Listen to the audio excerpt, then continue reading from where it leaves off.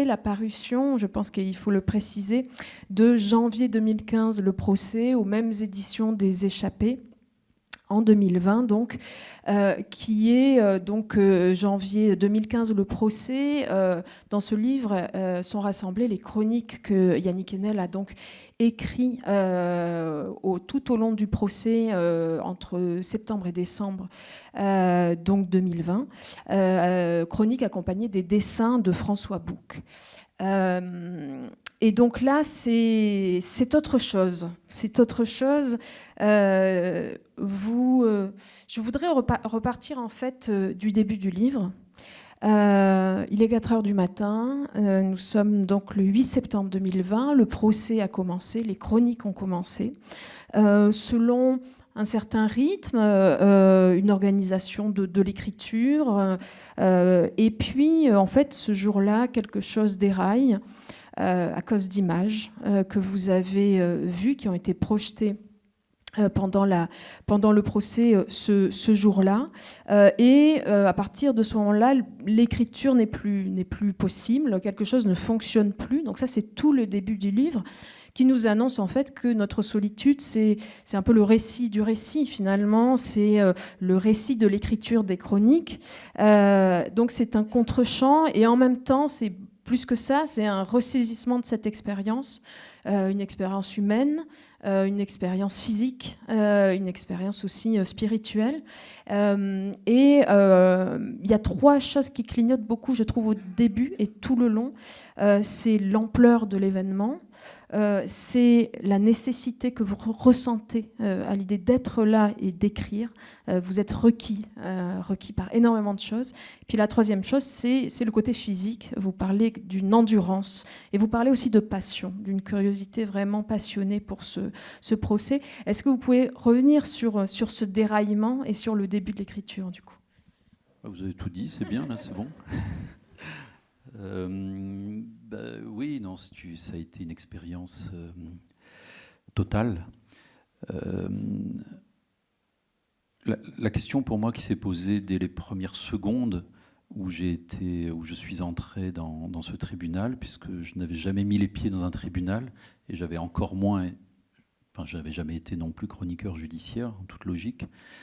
La question qui s'est posée, c'est celle de la justesse, de l'accommodement, comme on dit, vis-à-vis de ce qui se disait, de ce qui se passait. J'avais infiniment peur de trop en dire ou de pas assez en dire. Et ça n'arrêtait pas de parler, en fait. Tout le monde parlait. Il y a même une sorte de démocratie de la parole dans un tribunal de cour d'assises. Et j'avais peur de ne pas être à la hauteur. J'avais peur de décevoir mes amis de Charlie Hebdo qui m'avaient proposé d'être leur témoin là, toute la journée. Et donc la question de la justesse, qui est la grande question pour moi de la littérature, enfin, peut-être même de nos rapports amoureux, nos rapports amicaux, elle se posait de manière si intense que ça m'a paralysé. Et alors on le serait à moins paralysé, mais il se trouve qu'effectivement, et c'est pour ça que ce récit récapitulatif commence au bout d'une semaine de procès, c'est que ce jour-là, le 8 septembre, ça a été très particulier, puisque le président de la cour d'assises a décidé de nous montrer 2 sortes d'images qui étaient sous scellés, donc des images que personne n'avait vues, auxquelles personne n'avait accès. Les premières images, c'était l'enregistrement en noir et blanc des caméras de surveillance à l'intérieur de la rédaction de Charlie Hebdo. Et donc on voit les frères Kouachi arriver dans une pièce qui est l'entrée de Charlie Hebdo, poussant donc les cagoules noires dans un noir et blanc terrible, enfin macabre, poussant une personne avec de grands cheveux noirs, c'est Coco, qui tombe quasiment, et puis qui sort du champ. C'est donc une caméra évidemment immobile qui est au-dessus qui est dans l'entrée, au-dessus du couloir qui mène à la salle de rédaction, qu'on ne verra pas dans ce film. Et il y a quelques minutes, donc, on voit, donc ils entrent et ils tirent à la Kalachnikov sur une personne qui est hors champ, qui est Simon Fieschi, un jeune homme, un de mes amis, le webmaster à l'époque de Charlie. Et puis, on entend des détonations terribles, on voit de la poudre, de la fumée, et l'un des deux assassins disparaît du champ, et l'autre regarde la caméra, la fixe, pendant un temps cauchemardesque, enfin, et se balance un pied sur l'autre. Bon, moi j'ai été. Le président de la cour d'assises ce jour-là nous avait prévenu, avait dit que peut-être les survivants de Charlie pouvaient, s'ils le désiraient, ne pas y assister. Et donc j'étais tétanisé par cette scène. Enfin, et ça a été suivi par un deuxième scellé. Donc c'était des images, cette fois-ci fixes, des images arrêtées, des photographies de la brigade criminelle. Où là, alors je ne veux pas critiquer ça, hein, ça a été fait, et d'ailleurs ils ont tiré les leçons de la dureté de ces images et dans le procès qui se déroule en ce moment. D'ailleurs, nous sommes le 13 novembre, le procès entre autres du Bataclan. Certaines images n'ont pas été montrées. Parce que ces images fixes, donc ces photographies, étaient celles de la scène de crime, donc les cadavres, avec des petits chevalets, je m'en souviendrai toute ma vie, enfin, des petits chevalets à côté des corps, avec des numéros, des chevalets jaunes. Et on est resté très très longtemps là-dessus, parce que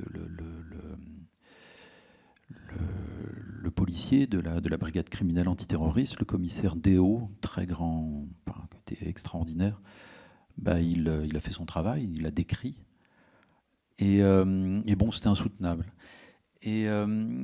Mais j'étais là pour ça, pour le voir à la place de ceux qui n'étaient pas là et de ceux qui ne voulaient pas le voir.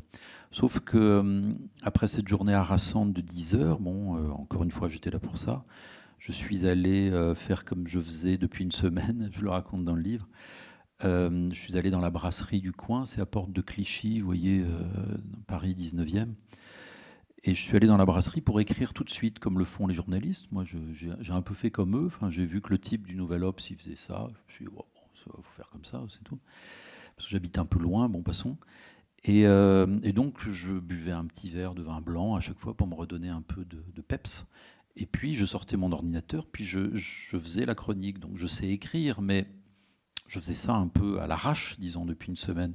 Et ce jour-là,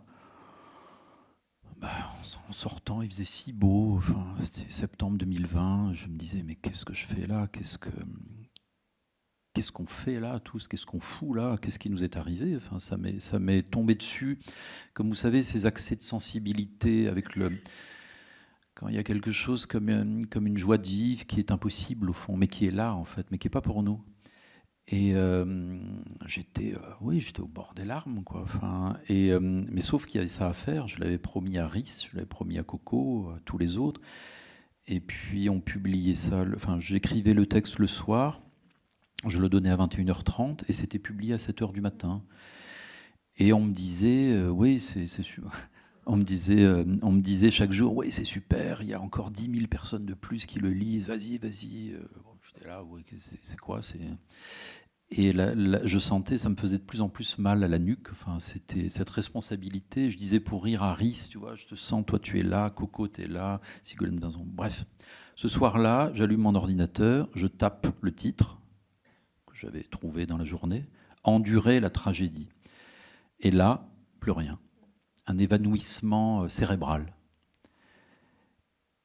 Et dans ces cas-là, quand ça nous arrive, quand on a le trac ou autre chose, on fait appel à ce qu'on sait faire depuis toujours. On est en pilotage automatique, ça peut arriver, voilà, d'écrire un peu un truc. J'avais beau prendre mes notes, il n'y avait plus rien qui venait parce que sur l'écran clignotant, gris-blanc, ce que je voyais, c'était 2 cagoules noires. J'avais l'impression que cet écran de ce petit ordinateur, enfin, c'était la caméra de surveillance, et je voyais le film se défiler, et c'est moi qui me défilais. Et il n'y avait plus moyen de commuter ce que j'avais vu, et pourtant j'avais pris plein de notes qui étaient avec moi, de commuter ça en écriture. Donc ça a été terrible parce que je sentais bien que je faisais une expérience fondamentale. C'est-à-dire que c'est pas rien l'impuissance à écrire. La difficulté à écrire, pour moi, elle est presque la preuve que ce qu'on est en train d'écrire c'est plutôt pas mal, quoi. Enfin, il faut toujours traverser un obstacle. S'il n'y a pas d'obstacle, au fond, c'est du gentil petit récit. Donc je me disais, voilà, là, je suis en train d'affronter quelque chose. Sauf que il était 18, je ne sais plus quelle heure, 18h, 19h, 20h, 21h, et il n'y avait toujours rien. Et puis je continuais à boire du vin blanc pour me calmer. Et donc ce qu'il arrive toujours dans ces cas-là, c'est qu'à un moment, j'avais trop bu, quoi. J'avais trop bu, il n'y avait toujours rien d'écrit, et les cagoules noires grandissaient. Donc c'était un cauchemar. Donc j'appelais les gens de Charlie Hebdo pour dire ça va plus être possible, là, je sais pas, je sais plus quoi faire, aidez-moi. Enfin, c'était pas aussi pathétique au début. Mais sauf que on attendait le texte. J'étais payé pour, si je puis dire vulgairement. Enfin. Et donc, peu à peu, ils se sont organisés, parce qu'il y a des gens qui attendent derrière. C'est comme ça un journal, enfin, comme vous le savez. Des gens qui ne dormaient pas de la nuit pour mettre au point le texte, avec les dessins étaient prêts. Et finalement, de fil en aiguille, j'ai compris qu'il fallait que j'affronte quelque chose. Donc c'est de ça dont il s'agit, et vous l'avez très bien qualifié. Enfin, c'est une expérience des démons, en fait. J'ai senti qu'il fallait qu'à mon tour, je vainque, si je puis dire, le maléfice que ces images avaient produites sur nous. Parce qu'il y a des images, comme vous savez, les images ne sont jamais neutres. Les images de terreur, en nous terrorisant, nous ôtent toutes nos défenses. Enfin, j'étais comme un animal apeuré devant un cobra, en fait. Et je me suis dit, c'est ça, ils ont gagné, c'est ça la terreur, c'est que j'arrive même plus à écrire. Et donc là, j'ai dû trouver un petit dispositif intime. J'ai dû trouver l'accès par un détour, et c'est aussi ça, écrire, c'est aussi ça, penser, aimer, c'est trouver son chemin, ne pas accepter ce qui se fait depuis toujours, pour pouvoir écrire cette fichue chronique et la rendre à 7h moins 5 du matin, et elle était publiée 10 minutes après. Donc il y a le récit de cette nuit où j'ai bricolé mon agencement, comme dit Deleuze, enfin, manière d'écrire, et de dire, de trouver le ton aussi. Le ton pour dire ça, enfin, pour transmettre les difficultés, pour raconter le drame, pour dire ce que j'avais vu qu'on ne pouvait pas voir, enfin, puisque on n'était pas. Moi, j'étais dans cette salle, j'ai vu. Et aussi pour donner quelque chose d'autre, parce que je me disais sans cesse, la mort ne doit pas avoir le dernier mot. Enfin, on est là, il y a autre chose, il y a la parole. Dans l'écriture, quelque chose s'ouvre. C'est pas seulement de l'espérance, c'est une couleur, c'est la couleur de l'être. Enfin, on est là encore. On est en deuil, on est dans le chagrin, peu importe, mais c'est mieux que la mort. Il y a quelque chose qui est assez marquant dans le livre, c'est que vous nous décrivez les lieux, d'autant plus que vous n'aviez jamais mis les pieds dans un tribunal. Et le lieu est vraiment singulier, en fait. C'est-à-dire que, par exemple, la première fois que les accusés entrent dans le box, vous avez une réaction très forte, une réaction de honte. Vous parlez aussi de la barre où viennent témoigner les témoins. Vous dites que c'est un lieu de métamorphose. Et on pourrait continuer comme ça. Et avant tout, peut-être, c'est un lieu de parole. C'est un lieu où personne ne se coupe la parole. Et là, c'est vraiment quelque chose de très impressionnant. Il y a donc ce lieu qui est vraiment organisé. Et en même temps, ça déborde tout le temps. Vous avez peur d'ailleurs d'être submergé à chaque fois par ce qui se passe, et vous comprenez que l'expérience que vous êtes en train de vivre, elle est, oui, elle est extrême. Vous employez même le mot de métaphysique. Donc c'est vraiment une vraie traversée. Là, vous chargez la littérature d'un rôle vraiment éminent, et vous assumez ça aussi en tant qu'écrivain. Mais absolument, j'ai voulu, enfin j'ai rien voulu au début, mais j'ai compris en entrant, puisqu'on m'avait accordé la faveur d'entrer dans ce procès, d'être un peu le porte-parole. Je croyais que de Charlie Hebdo, mais c'était pas que de Charlie Hebdo, enfin, c'était de beaucoup de gens. Je me suis dit qu'il fallait que la littérature fasse quelque chose pour ce procès. C'est un peu bizarre de se dire ça. C'était pas moi, enfin, quelqu'un d'autre aurait pu le faire, là, par exemple, au procès du 13 novembre, pardon, je veux éviter la date sans cesse. Il y a Emmanuel Carrère, il y a d'autres personnes, mais il n'y a pas seulement des écrivains. Mais je me disais, il faut qu'à travers moi, la littérature se décarcasse vraiment, que j'y aille à fond. Je peux bien faire ça, enfin, il faut que je le fasse.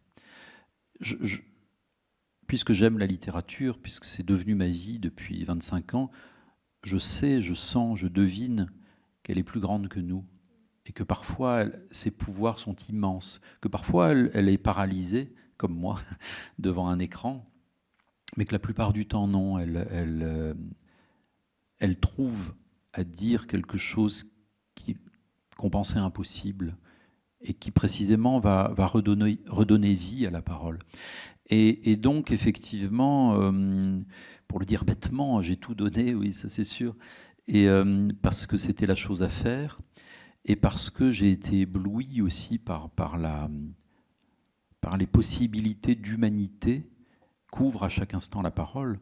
Alors, je vais reprendre un tout petit peu ce que vous disiez, pas pour le contredire, au contraire, c'est parce que c'est vrai que mes sentiments étaient totalement contradictoires.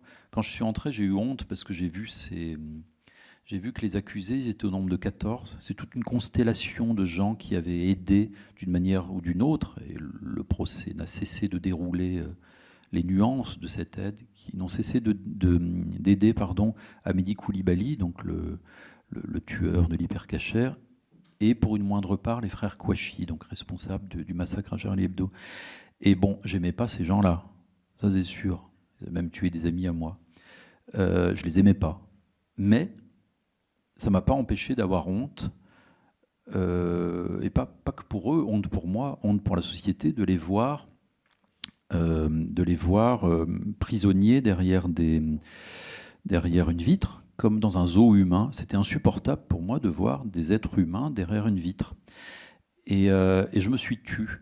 Je ne l'ai pas dit à Rhys, au directeur de Charlie Hebdo, je ne l'ai pas dit aux autres, je ne l'ai pas dit dans mes chroniques, parce que je me disais, c'est pas bien de... Au début, je me disais bêtement, c'est pas bien de prendre leur défense. Et puis après, je me suis dit que c'était pas prendre leur défense, c'était juste qu'il y a la présomption d'innocence déjà, même si elle me semblait un peu... Enfin, passons. Mais il y a surtout qu'ils étaient avec nous pendant 53 jours, c'est tout. Et que j'allais aussi devoir m'occuper d'eux, laisser le langage raconter leur vie, les écouter. Et c'est ça qui m'a complètement bouleversé, c'est cette expérience radicale et à 360 degrés d'écoute.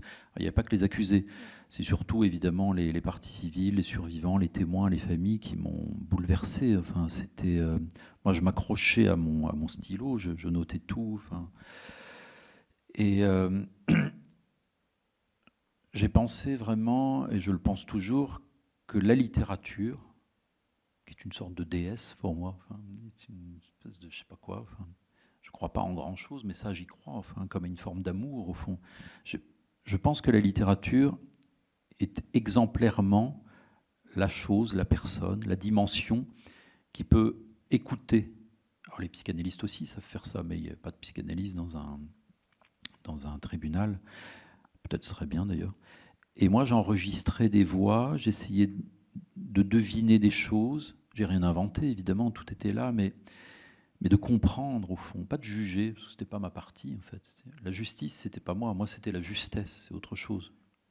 Chercher la justesse. Comme vous le savez, il n'y a rien de plus difficile dans la vie que les nuances, la justesse,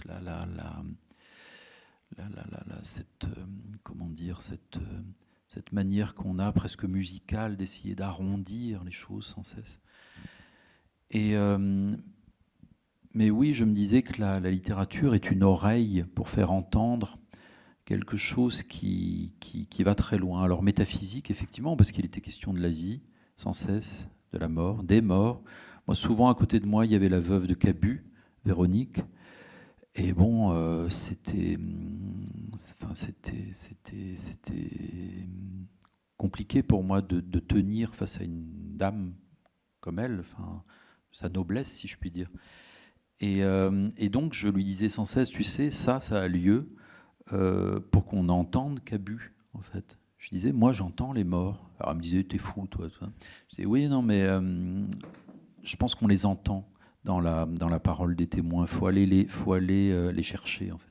Une des premières peurs que vous avez, que vous nous racontez d'ailleurs, c'est que vous avez peur qu'on abandonne les morts.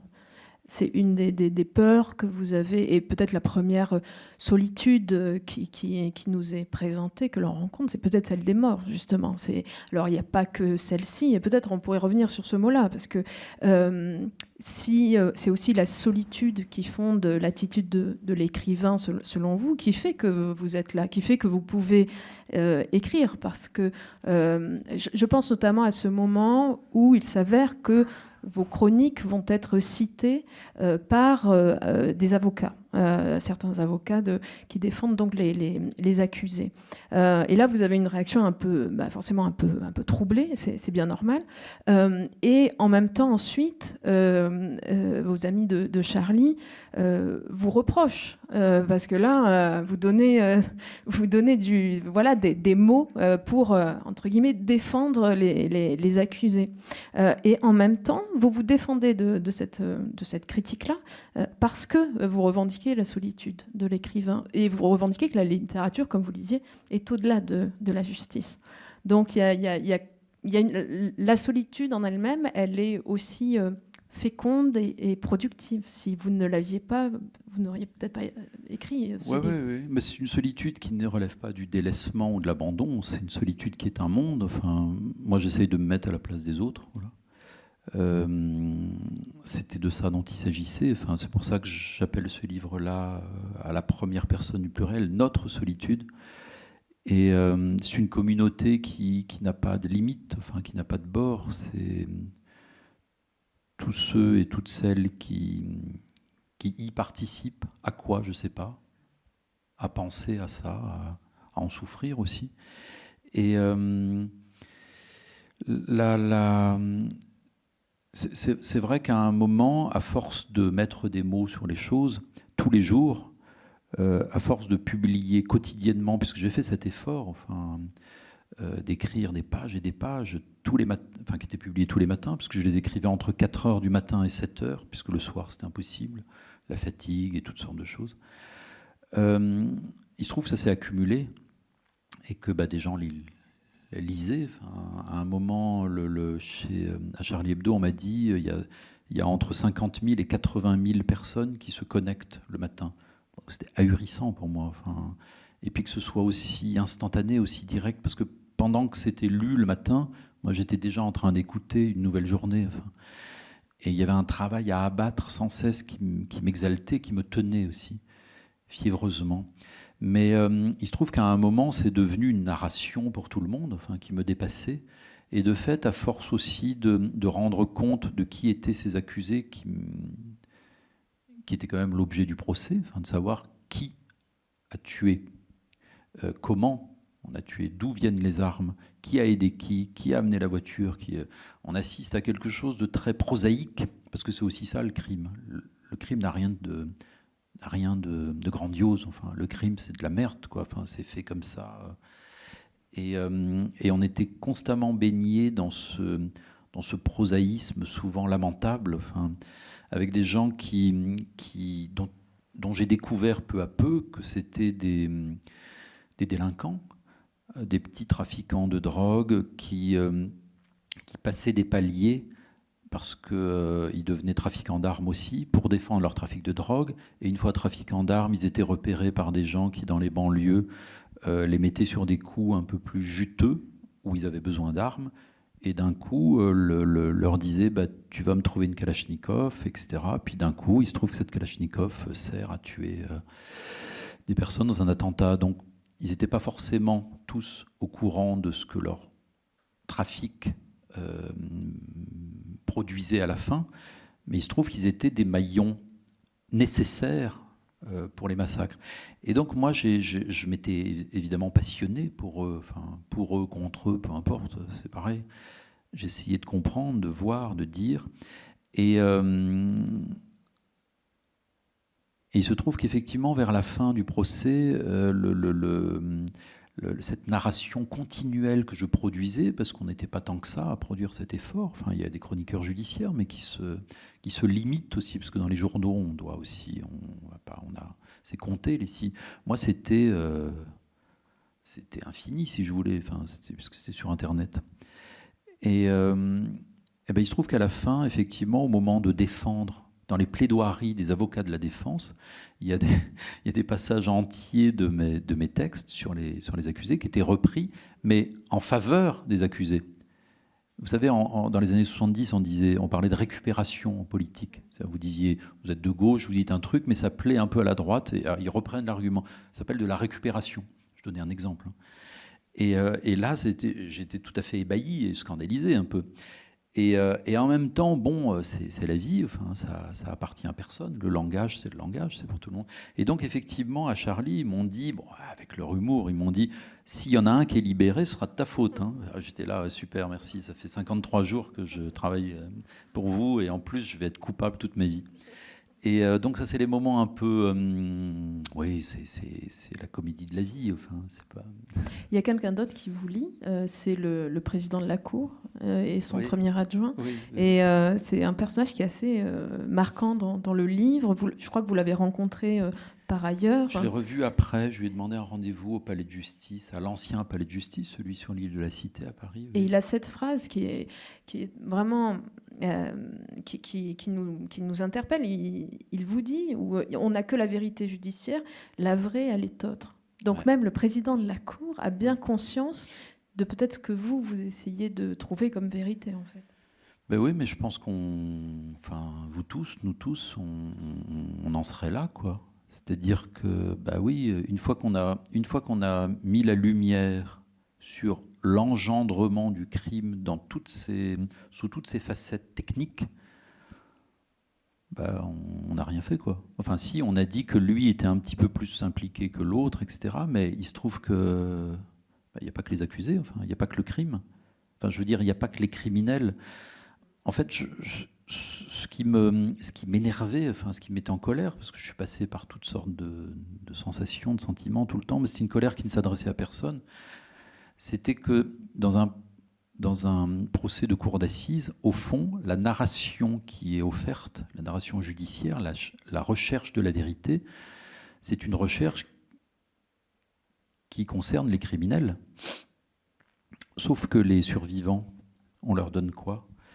Donc moi, je cherchais quelque chose qui est peut-être un peu complexe à situer. Enfin, il y a eu un moment, je me suis dit, il faut qu'on arrive à raconter ces scènes-là, qui ont abouti à des scènes de crime, mais d'une autre manière. Enfin, c'est pour ça que très vite, je me suis auto-persuadé, peut-être, je ne sais pas si c'est une folie, que la justice était aussi un lieu où les vivants et les morts se rencontrent.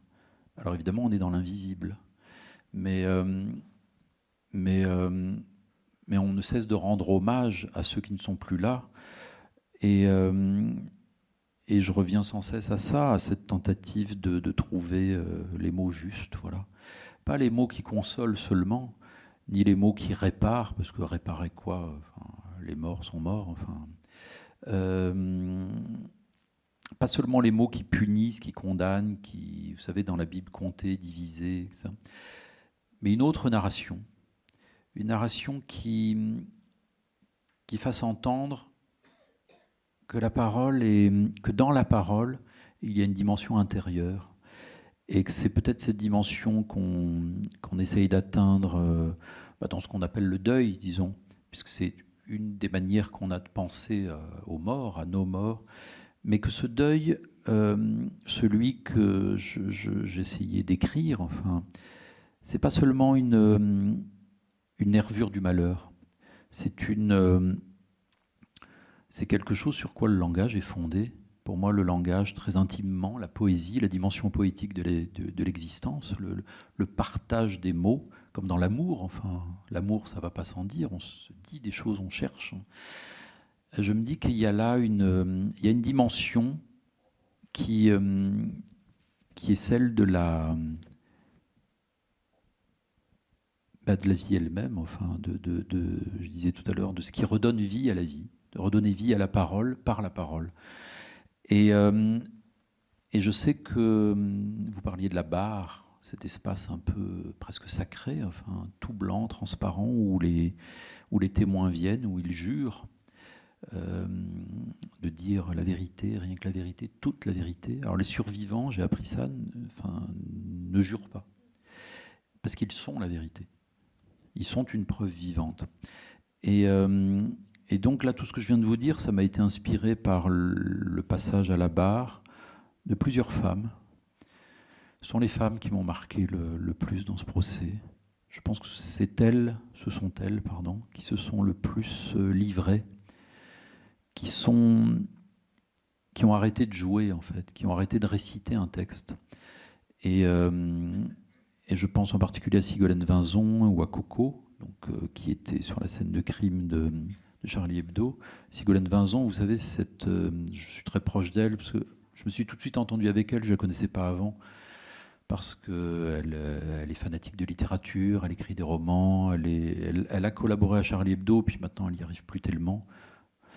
Et aussi parce que c'est elle que l'un des Kouachi a épargné, en lui disant, et ça on voit, j'ai oublié de le dire tout à l'heure, on voit aussi cette image, complètement, enfin bref, une image en noir et blanc sans le son. Il a la Kalachnikov braquée sur son front, elle est à genoux, elle vient de ramper, et il lui dit je te laisse en vie pour que tu lises le Coran.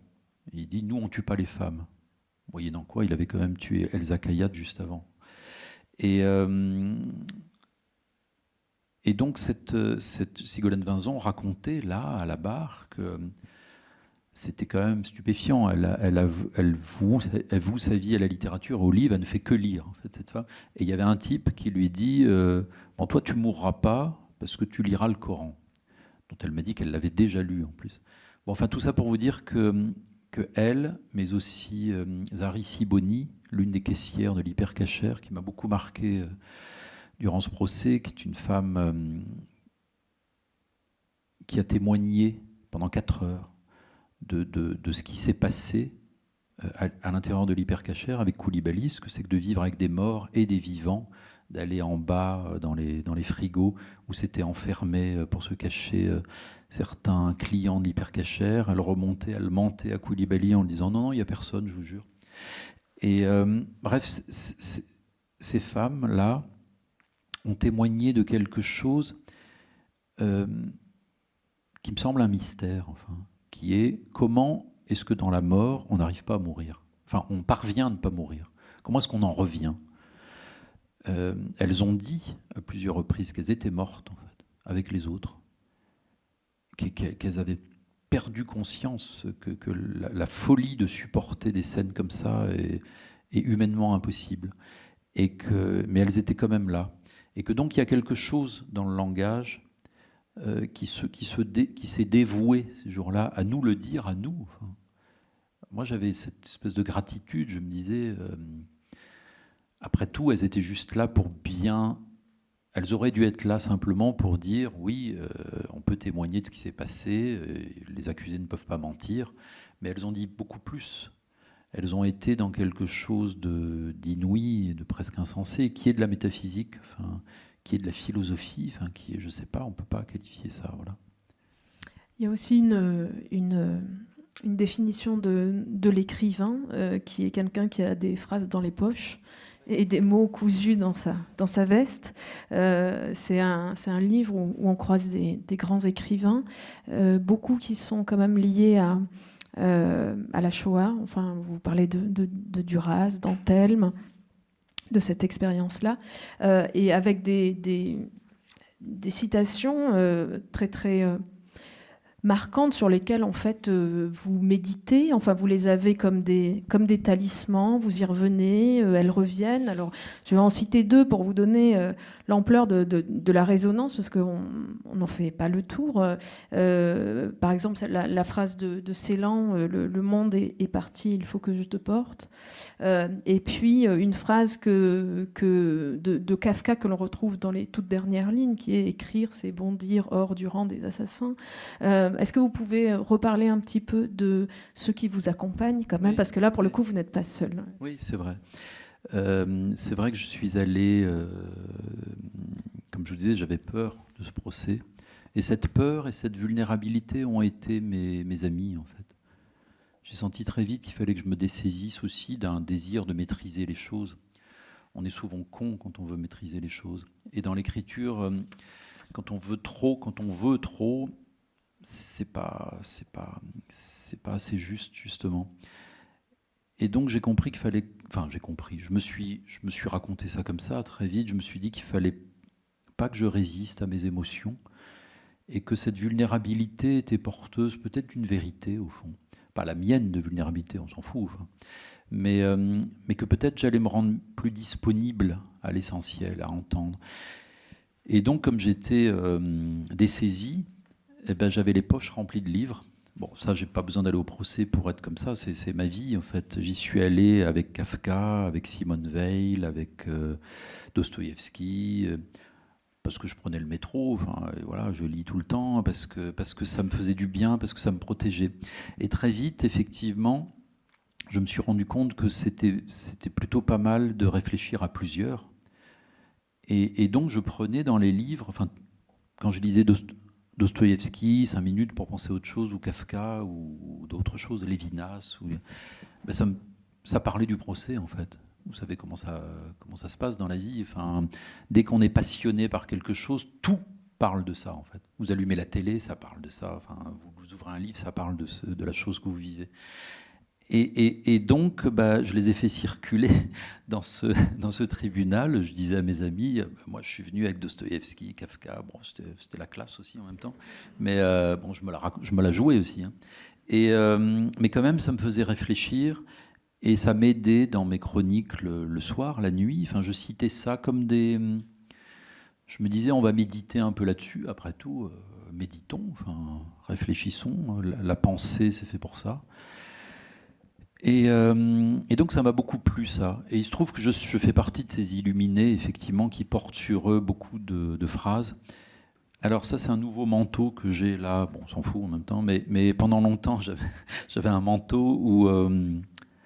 c'est des petites superstitions comme ça, mais j'aime bien ça, où j'avais cousu dans la... Comment on dit ça? La doublure. La doublure avait craqué de mon manteau. Et au moment de la faire refaire par un copain qui sait faire de la couture, j'avais dit, attends, on va peut-être mettre un petit truc dedans. Et j'avais mis plusieurs phrases, enfin, voilà, comme Pascal a fait ça, vous savez, Blaise Pascal, la fameuse nuit de feu. Et avoir des phrases sur soi, c'est être aussi toujours accompagné, comme vous le dites joliment. Et ça me permet d'être en compagnie d'une mémoire plus grande que la mienne, enfin, et de me dire, bon, dans les moments, pas seulement de doute, mais de perdition même, puisque ça m'est arrivé, je le raconte au début, je me dis, tiens, je vais lire dans ma tête les phrases que je connais, enfin, qui sont là, qui sont contre mon cœur, je me les récite, enfin, j'ai toujours fait ça, en fait, comme les enfants, et j'apprends ça à ma fille aussi.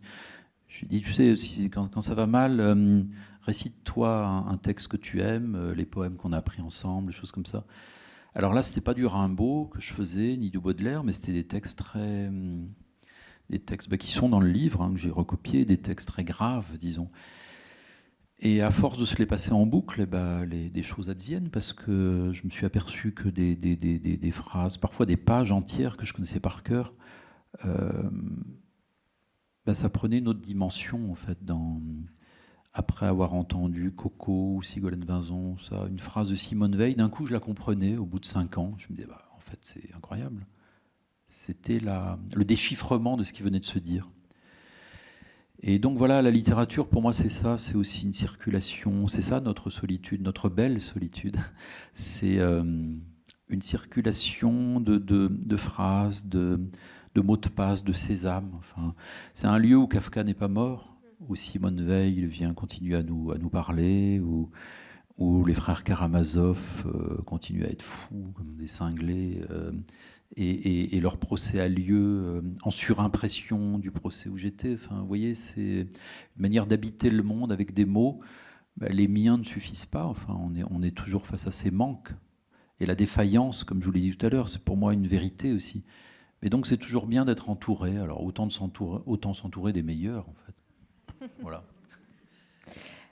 Une dernière question. Il est aussi question dans ce livre d'amour. C'est un mot qui est peut-être un peu inattendu, et en fait, quand il apparaît, pas tant que ça. Et je voulais peut-être qu'on termine là-dessus. Par rapport à la question de la parole, il y a aussi celle des accusés, et notamment un des accusés qui est dans une espèce de logorée qui devient complètement terrifiante. Et je vais lire juste un paragraphe où vous en parlez. Ce que je découvrais alors n'était pas beau à voir, car on n'entretient pas impunément de si mauvais rapports avec le langage. Il finit par vous pourrir l'esprit. C'est ça ce que je voyais au cœur de cette longue nuit qu'aura été le procès. Le reste que produit une parole fausse, le dépôt de la parole souillée. Ça n'a pas lieu seulement dans les recoins des consciences criminelles. Même dans la vie non délinquante, celle qui se croit exemptée du mal, on a perdu l'amour du langage, et ce manque d'amour pour ce qui se dit provoque des ravages encore inconnus. Bientôt le langage lui-même aura disparu, on nous parle de son inutilité, on nous promet son extinction, on ne fait déjà plus de toute façon que balbutier frénétiquement à travers des réseaux. Et je voulais juste qu'on termine là-dessus sur ce que c'est que aimer le langage. L'amour du langage, c'est l'amour de ma vie. Oui. C'est comment dire ça ? Il s'agit de prendre soin de quelque chose qui nous précède, dont on hérite, enfin, qu'on ne cesse d'apprendre. Enfin, là aussi, je pense que quelqu'un qui croit maîtriser le langage se trompe. Enfin, c'est une initiation qui est l'objet même d'une vie, en fait. Être initié par, quand je dis le langage, c'est des langages, des langues, enfin, des rapports avec les êtres. Et je pense vraiment que du bon rapport avec le langage se déduisent nos bons rapports avec l'être et les êtres, et que c'est la même chose, en fait. À la manière dont on parle, à la manière dont on prend soin des mots qu'on essaye de prononcer et de ceux qu'on écoute, à la manière dont on fait ça, se donne des possibilités d'existence ou non. Je pense que plus on approfondit le langage, plus nos vies sont profondes et s'approfondissent. Et en écoutant des accusés, certains avaient ma sympathie. J'ai dit tout à l'heure que je les aimais pas, mais il y en avait, ils étaient incroyables. Enfin, il y en a qui me faisaient mal au cœur, en fait, tout simplement. Mais leurs paroles, c'était pas possible. J'avais envie de leur venir en aide, en disant mais ne parle pas comme ça, c'est pas possible. Enfin, il y avait une haine de l'expression qui logiquement, à un moment, mène au crime. Il y a une phrase de Stendhal qui dit « le mauvais goût conduit au crime ». Et je pense que prendre soin de la manière dont on s'adresse à quelqu'un, enfin, je sais pas, c'est des évidences que je dis, enfin, il suffit d'avoir un enfant pour savoir ça, mais pas seulement. La manière dont on prend soin de quelqu'un à qui on s'adresse, ça relève de l'exploration même de ce que c'est que l'existence. Au fond, l'existence, elle ne demande qu'à se dire sans cesse, enfin, et elle ne se connaît qu'à travers, enfin, elle s'approfondit à travers justement un ajustement de notre langage. Il ne s'agit pas de faire du beau parler, en fait. Moi, j'ai horreur de la préciosité, des mots rares, tout ça. Bon, j'en ai pas usage dans ma vie. Mais il s'agit d'habiter vraiment ce qu'on dit, d'être là dans la parole, de rendre présent sans cesse, mais de manière simple, enfin, comme quand on cuisine. On peut faire la bouffe, mais on peut aussi cuisiner. Et comme vous savez, ça n'a rien à voir. Et donc, passer son temps à prendre soin des choses, on le sait tous, enfin, ça grandit ces choses-là. C'est ça mon amour du langage, il n'y a rien de plus simple au fond. Merci Yannick Haenel. Merci à vous. Merci à vous.